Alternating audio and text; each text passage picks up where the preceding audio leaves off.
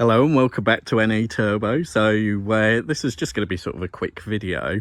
You may notice we have this little baby back. So for those who don't watch the channel, this car was bought, I want to say November last year, as a runabout for our dad to go to work in after the Astra that's peeking its nose in just there decided to have many an issue, none of which were simple. So just briefly, it's a 2004 on a 54 MG ZR, but this one's actually got the L series diesel engine in it, so it's the 2-litre TD. Initially putting out, I think there were about sort of 100 horsepower, something around there. This one's actually got a Rover Ron tuning box on it, so it's pushing it up to around about 130. These engines can go a lot higher than that.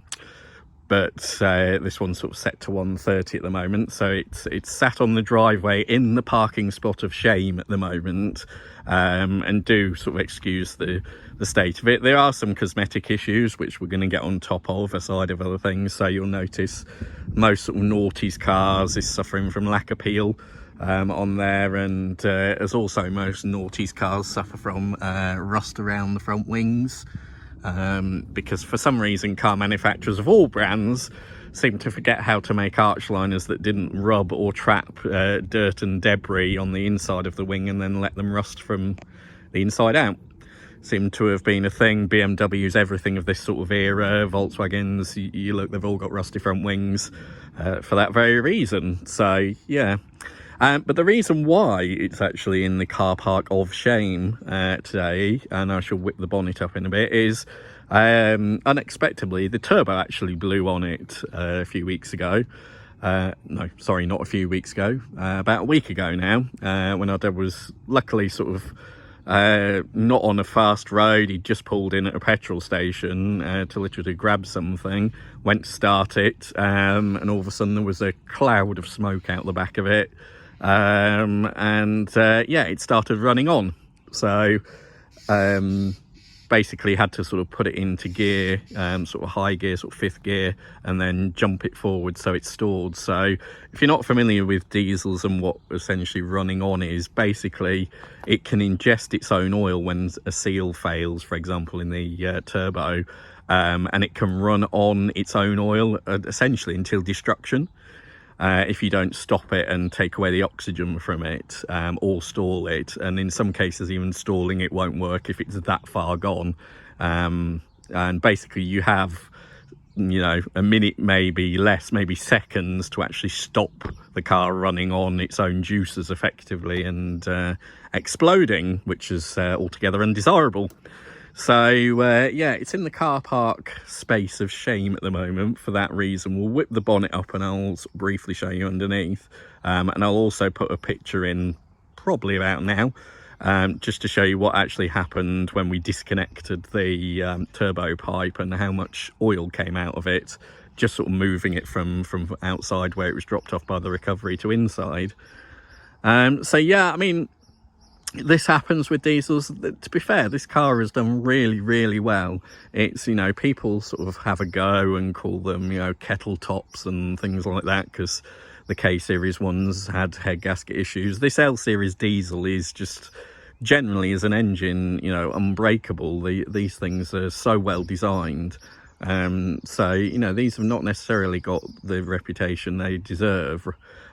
So yeah, we're not sure. It's had an engine rebuild in the past, sort of a couple of years ago, which is hence why the engine itself's so good. We don't think the turbo was ever touched, and we don't know at what sort of performance level the turbo was put at before it was settled at 130.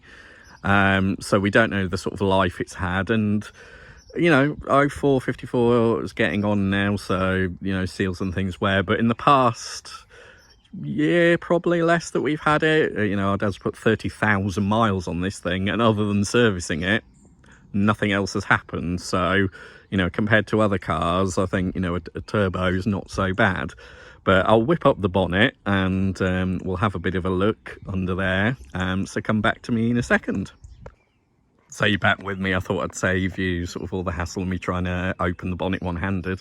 But yeah, so under the bonnet of the L Series diesel, obviously the beauty cover, as they call it, has been removed. So it's a single cam, 8 valve diesel lump, you know, not greatly technological by modern day standards, but that's exactly why we wanted it, because, you know, these engines don't have DPFs.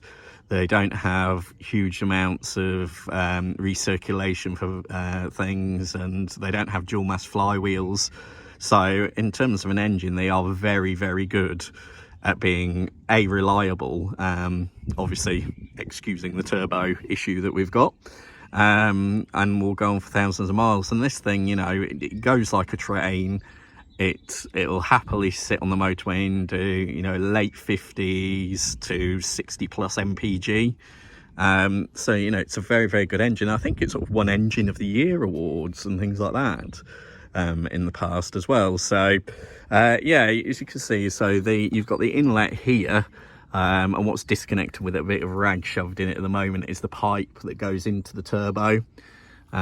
So this essentially is where the oil in whatever part has failed in the turbo. I don't even know if you can see it from here. It's in a bit of a place, you know, so I'll take you down the back of the engine as well, so you can just have a little look. But yeah, so essentially what it was doing was pumping oil straight through here into the inlet and then burning it. So if I take you down enough, you can probably see the oil slick that is there. So when we actually just started it to move it again, this was disconnected, so we were, you know, it wasn't going to feed the engine full of oil and run on, which is one of the main things we wanted to avoid. But you know, when we had this just disconnected and we were moving it, it was like somebody had struck a oil well, essentially. So whatever has gone, whether it's shafts or bearings or the seals in the turbo, is definitely not happy.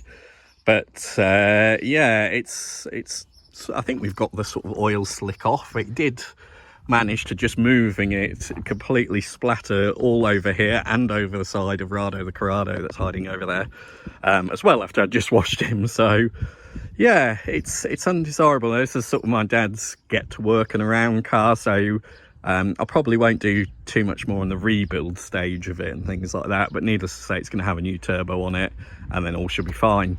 Obviously we'll have to clear out things like the turbo intercooler that's on it, any inlets, because even if you change the turbo and you've still got any of that oil in there, there is potential it can run on and, you know, self-ignite it.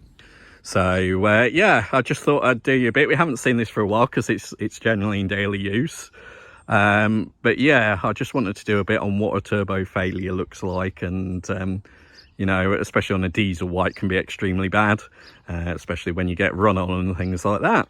So thanks for watching. This was just sort of a spur of the moment quick one that we necessarily didn't want to film. It sort of seems to have happened all at once with cars going a bit wonky. But yeah, do like and subscribe, and do join us again in the future. Take care, everybody.